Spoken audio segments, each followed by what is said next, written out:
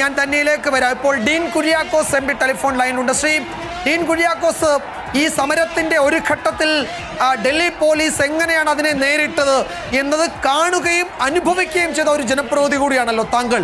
ഇതാ ആ സമരം മുന്നോട്ട് വെച്ച ഏറ്റവും പ്രധാനപ്പെട്ട ആവശ്യം, ഈ മന്ത്രിസഭയിൽ ഏറ്റവും കരുത്തരിൽ ഒരാളായ ധർമ്മേന്ദ്ര പ്രധാൻ എന്ന കേന്ദ്രമന്ത്രിയുടെ രാജിക്ക് വഴിവെച്ചിരിക്കുകയാണ്. ഈ ഘട്ടത്തിൽ താങ്കൾ എങ്ങനെയാണ് ഈ ജനകീയ മുന്നേറ്റത്തെ, ഈ മൂവ്മെന്റിനെ കാണുന്നത്? എങ്ങനെയാണ് താങ്കൾ പ്രതികരിക്കുന്നത് അതിനോട്?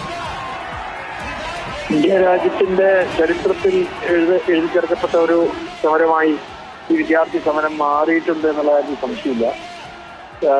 ധർമ്മേന്ദ്ര പ്രധാൻ രാജിവെക്കേണ്ടി വരും എന്നുള്ള കാര്യത്തിലും യാതൊരു സംശയവും ഉണ്ടായിരുന്നില്ല. കാരണം എന്താണെന്ന് വെച്ചാല് നഗ്നമായ ഒരു അഴിമതിയുടെ ഒരു ബാക്കിപത്രമായിട്ടാണ് ഈ നീറ്റ് പരീക്ഷാ ചോദ്യപേപ്പർ ചോർച്ച വന്നിട്ടുള്ളത്.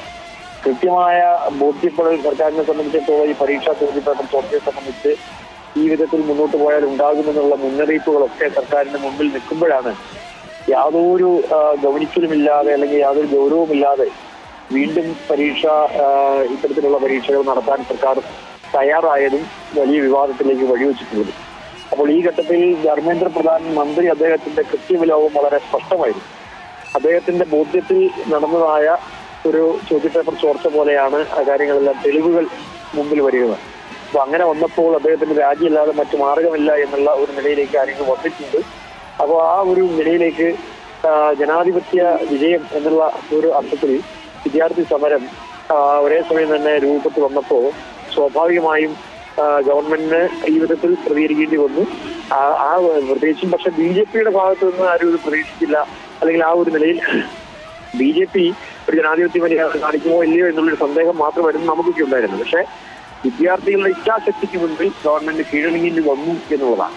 അപ്പൊ ആ നിലയിൽ ഈ രാജിയിലേക്ക് വഴിവെച്ചിട്ടുള്ള രാജ്യത്തെമ്പാടുമുള്ള വിദ്യാർത്ഥികളുടെ അതിശക്തമായ സമരത്തിന് ഈ ഘട്ടത്തിൽ അഭിവാദ്യം അറിയിക്കുകയാണ്.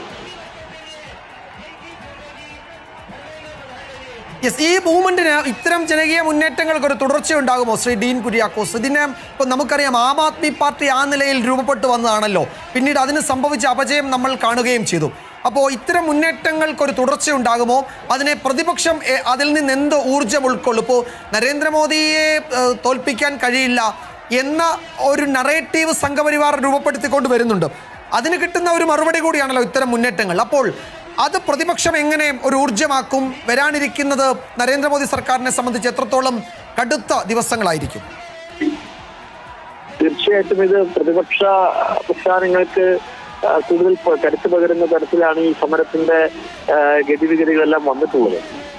ബഹുമാനായ പ്രതിപക്ഷ നേതാവ് ശ്രീ രാഹുൽ ഗാന്ധി തുടക്കം മുതലേ ഈ സമരത്തിന് അഭിവാദ്യം അറിയിക്കുകയും ഇതിനു വേണ്ടിയതായിട്ടുള്ള എല്ലാ സജ്ജീകരണങ്ങളും ഏർപ്പെടുത്തുകയും ചെയ്തിട്ടുണ്ട്.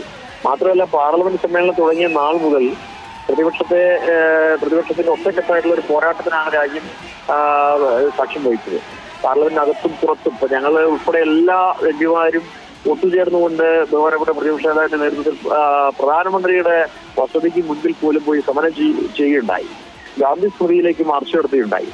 മാത്രമല്ല, പാർലമെന്റിലെ സമാനതകളില്ലാത്ത പോരാട്ടത്തിന് സാക്ഷ്യം വഹിച്ചു. അപ്പൊ ഇതെല്ലാം സൂചിപ്പിക്കുന്നത് പ്രതിപക്ഷ നേതൃത്വത്തിൽ ഈ കാര്യങ്ങൾ ഒത്തുചേർക്കുവാനും അല്ലെങ്കിൽ ഈ പറയുന്നത് പോലെ ജനവികാരം സർക്കാരിനെതിരായി വന്നിരിക്കുന്നു എന്ന കാര്യത്തിൽ യാതൊരു സംശയമില്ല.